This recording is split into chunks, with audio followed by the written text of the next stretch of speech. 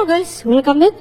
Kali ini kita akan bahas sebuah kabar gembira yang datang dari media-media yang mana menyatakan bahwa akan dibukanya lowongan CPNS 2021. Nah, walaupun ini bukan berita official, namun ini sebuah kabar yang cukup baik di tahun ini. Ini didukung dengan penuturan dari Kepala Biro Hukum, Komunikasi dan Informasi Publik Kemenpan RB, bahwasanya jumlah formasi CPNS untuk tahun 2001 akan diperkirakan lebih besar dari formasi tahun 2019 karena selama tahun 2020 ini tidak ada rekrutmen CPNS. Nah, untuk menyambut kabar baik ini, buat teman-teman semua yang memang ingin jadi PNS, bisa dari sekarang mulai mempersiapkan diri. Mengingat di tahun lalu tidak ada penerimaan, sehingga semakin banyak orang ingin jadi PNS, maka semakin besar juga persaingan-persaingan ke depannya.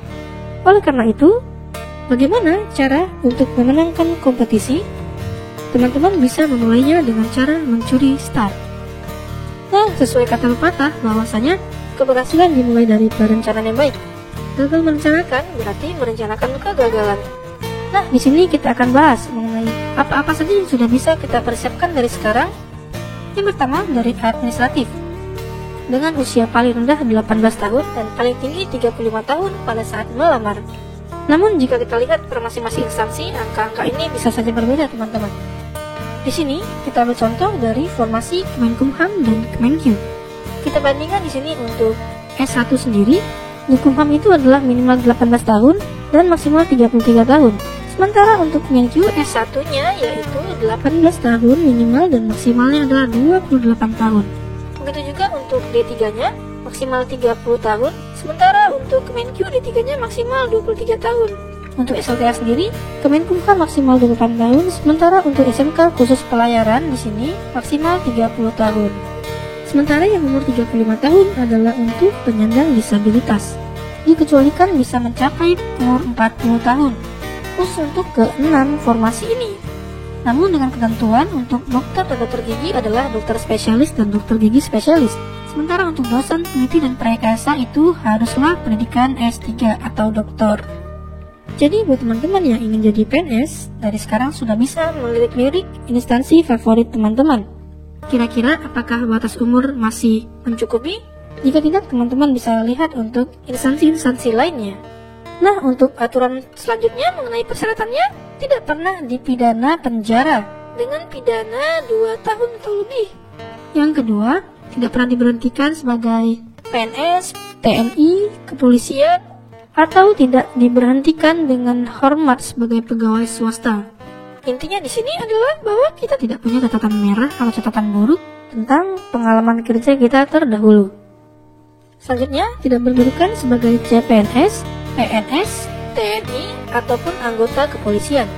Selanjutnya, tidak menjadi anggota atau pengurus parpol atau terlibat politik praktis. Selanjutnya, memiliki kualifikasi pendidikan sesuai dengan persyaratan jabatan. Selanjutnya, sehat jasmani dan rohani, serta bersedia ditempatkan di seluruh wilayah negara kesatuan Republik Indonesia. Selain itu juga ada syarat-syarat lainnya yang ditentukan oleh masing-masing instansi. Nah, jika teman-teman sudah terbebas dari persyaratan di kotak ini, maka teman-teman sudah bisa mengirimkan dokumen-dokumen untuk persyaratan CPNS. Nah, adapun yang sudah bisa teman-teman siapkan sekarang yaitu adalah KTP, kartu keluarga, scan ijazah, transkrip nilai, akreditasi, serta untuk dokter itu siapkan aja STR-nya yang masih berlaku.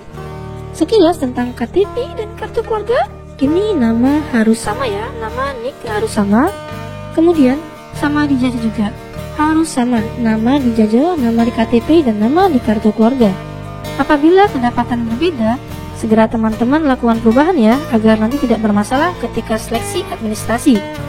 Untuk ijazah sendiri biasanya itu minimal D3 dan S1 adalah IPK 2,75, sedangkan untuk S2 minimal IPK-nya adalah 3. Kemudian teman-teman juga siapkan aja akreditasi kampus teman-teman untuk prodi, karena nanti ini biasa diminta sebagai syarat pemberkasan untuk persiapan SKD ya, karena ini yang pertama kali kita hadapi ketika nanti selesai seleksi administrasi. Nah, menurut saya di saat ini sebenarnya ya, untuk materi-materi SKD itu sudah sangat banyak banget beredar di internet. Dari YouTube, dari website, dan segala macamnya, dari grup-grup sudah sangat banyak. Jadi di sini yang dibutuhkan adalah peran teman-teman. Yang paling dibutuhkan saya garis bawahi adalah peran teman-teman untuk berkomitmen dengan diri sendiri. Nah, jadi dari sekarang teman-teman sudah bisa ya melihat kisi-kisi atau bentuk-bentuk soalnya yang di-share para YouTubers. Oke, sekian dulu dengan kali ini teman-teman. Sampai ketemu pada CPNS 2021. Kerja keras tidak akan pernah mengkhianati hasil.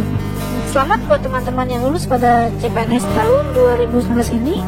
Semoga dimudahkan menjadi PNS 100%.